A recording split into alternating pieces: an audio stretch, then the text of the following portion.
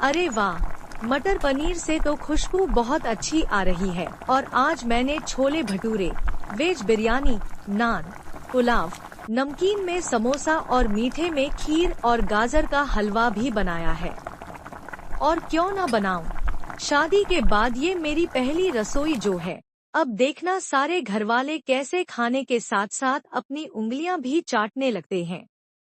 बहू, खाना हो गया हो तो जल्दी दो, बहुत भूख लगी है। तभी मीनल अपने बनाए हुए पकवान लेकर खुशी से सबको परोसती है। अरे ये क्या बनाया है तूने? दाल चावल कहाँ है? माँ जी, वो दाल चावल तो नहीं बनाए हैं। आज मेरी पहली रसोई है, इसीलिए देखिए माँ जी, मैंने बहुत सारे स्वादिष्ट पकवान बनाए हैं। आप एक बार खा के तो देखिए। भाभी, आपने तो घर में आते ही पहले ही दिन अपनी मनमानी करना शुरू कर दिया। आपको पता नहीं घर में सब लोग सिर्फ दाल चावल ही खाते हैं। हाँ बहू, अगर तुझे पता नहीं था तो किसी से पूछ लेती। अब ये खाना तो हमसे नहीं खाया जाएगा। ठीक है माँ जी, मैं अभी खाना बना के लाती हूँ। अब मीनल दाल चावल बनाने के लिए किचन में चली जाती है। तभी मीनल की देवरानी आ जाती है। अरे भाभी, इतने से चावल से कुछ नहीं होगा। 10 किलो दाल और 10 किलो चावल से एक टाइम का खाना बनता है। अब मीनल बड़े से पतीले में दाल और चावल बनाती है और मन ही मन सोचती है, हे भगवान, ये कैसे ससुराल में शादी हो गई। ये लोग सुबह शाम बस दाल चावल ही खाते हैं। अब सब लोग खाना खाकर सो जाते हैं और अगले दिन फिर से घर में दाल चावल बनता है। अब मीनल रोज रोज दाल चावल खाकर उब सी गई थी। माँ जी, जब से मैं इस घर में शादी करके आई हूँ, रोज घर में दाल चावल ही बन रहे हैं। क्यों ना आज मैं छोले भटूरे या फिर पाव भाजी जैसा कुछ अच्छा खाना बनाऊं।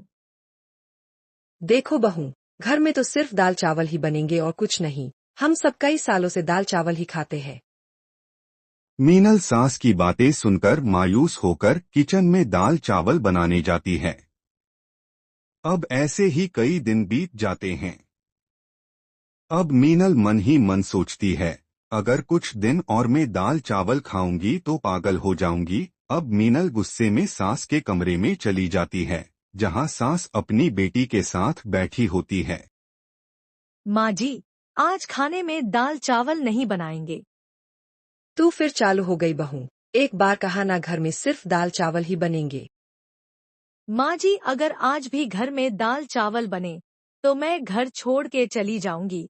परेशान हो गई हूँ मैं रोज रोज दाल चावल खाकर। अरे धमकी किसे दे रही है तू? निकल जा मेरे घर से। अब मीनल अपना सामान पैक करने लग जाती है। तभी मीनल के ससुर वहां आ जाते हैं। बहू, सामान पैक करके कहाँ जा रही हो? मैं घर छोड़ के हमेशा के लिए जा रही हूँ। मैं अब और दाल चावल नहीं खा सकती। मुझे माफ कर दीजिए पिताजी। अब मीनल के ससुर घर में सबको बुलाते हैं और कहते हैं, सब लोग यहाँ आएं, मैं कुछ कहना चाहता हूँ।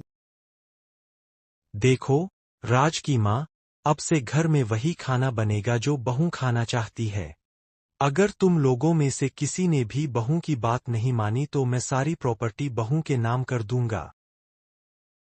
ये सुनकर सब लोग घबरा जाते हैं कि कहीं सारी जायदाद बहू को ना चली जाए। और तब घर में अलग और स्वादिष्ट पकवान बनने लगे और घर वालों को भी पसंद आने लगे।